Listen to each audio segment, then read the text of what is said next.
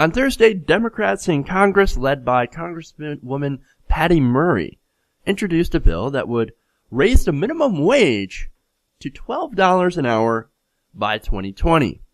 Now, what's this all about? Well, under the Murray-Scott proposal, the minimum wage would first go from $7.25 to $8 an hour immediately, and then $1 a year until 2020. Now, it wouldn't be tied to the CPI, the Consumer Price Index. It would actually rise according to median wage growth. Now, the bill will also raise so-called tipped minimum wage that applies to restaurant servers and other tipped employees. And, of course, that's been stuck at $2.13 for the last 20 years. You see, the NRA got together, and not that NRA, but the National Restaurant Association, that was, of course, used to be headed by former presidential candidate Herman 999 Cain. They got together and said, well, okay, we do something for you. We support you in all your lobbyings. We give you legalized bribes. And you keep the minimum wage for tipped workers down at $2.13. And then we can rationalize it by saying, well, tipped workers make just as much from tips. See, they're fine. Which, of course, they're not fine. They hardly make any money at all. And yes, some tips do make up the difference. But it's very, very difficult to actually get by on a tipped salary, since it is so, it's so very difficult to make enough from tips and to know how much you're going to make per night. On a good night, you might make a pretty good living. On another night, you might make a terrible wage. And that, of course, is not good when you're trying to balance a home and family life.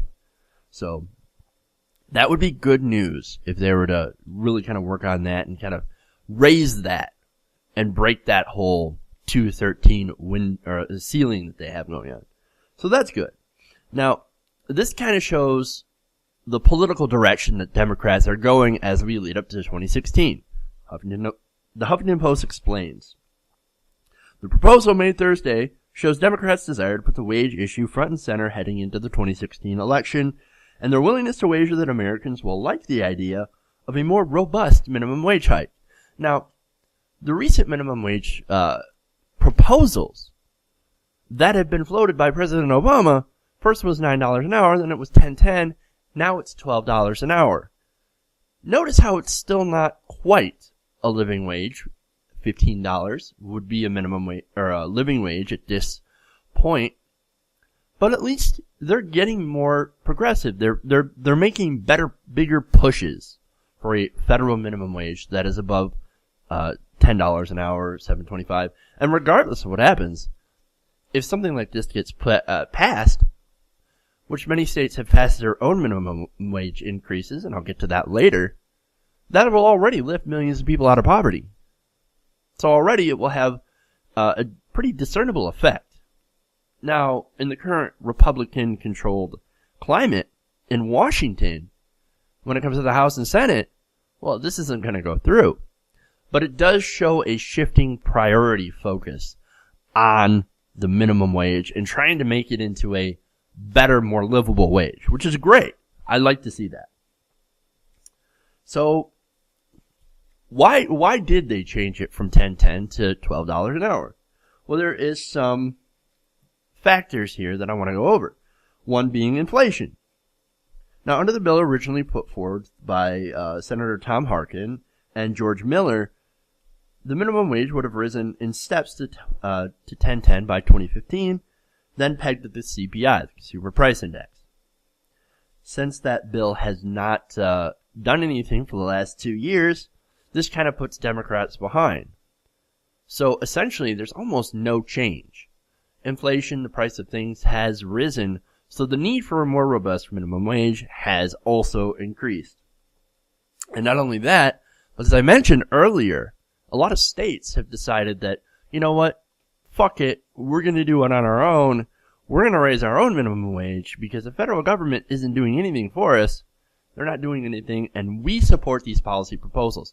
These are proposals voted in by the voters, not the state politicians so much, but the voters. A lot of referendums in different states, even conservative states.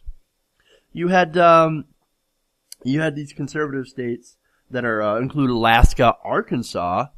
Take note. Mike Huckabee. Take note. Nebraska and South Dakota, these states raised their minimum wages because they realize that when workers don't make enough money, business does not do as well. When workers can't afford products and services, of course, those products and services are not going to be bought. And businesses are going to suffer, and they're not going to grow. And the economy is going to shrink. It's going to stagnate. As I said, there's a lot of support for the minimum wage, for an increase. I mean, Bernie Sanders, that's one of the things that he's running at, is let's raise the minimum wage to a living wage. Let's get away from these, as he calls it, starvation wages that Walmart and other fast food, and even fast food giants and other retail giants such as Walmart are currently paying. Let's get away from the starvation wage model. Let's get away from that we're going to take government benefits in the form of not paying our employees enough so they have to get on government benefits to subsidize their living. For example, food stamps, which I always go back to. They make barely enough money to qualify for food stamps. And then they spend those food stamps at Walmart. We should not be continuing to subsidize Walmart in that way. So that's why a minimum wage is needed. If you don't like welfare, then okay, that's great. We don't want people to have welfare too. Pay them a living wage. Pay them a living wage, and then that will solve a great many problems. This is a policy proposal that, even though it's unlikely to pass because of Republicans, this is a big deal. Because it shows a policy push. And it shows priorities. We're changing our priorities here. And the people who don't support it, you can tell what side they're on, and they're not on the side of growth. They're on the side of big corporations. And they're on the side of the wealthy. They're not on your side. Pick your side accordingly.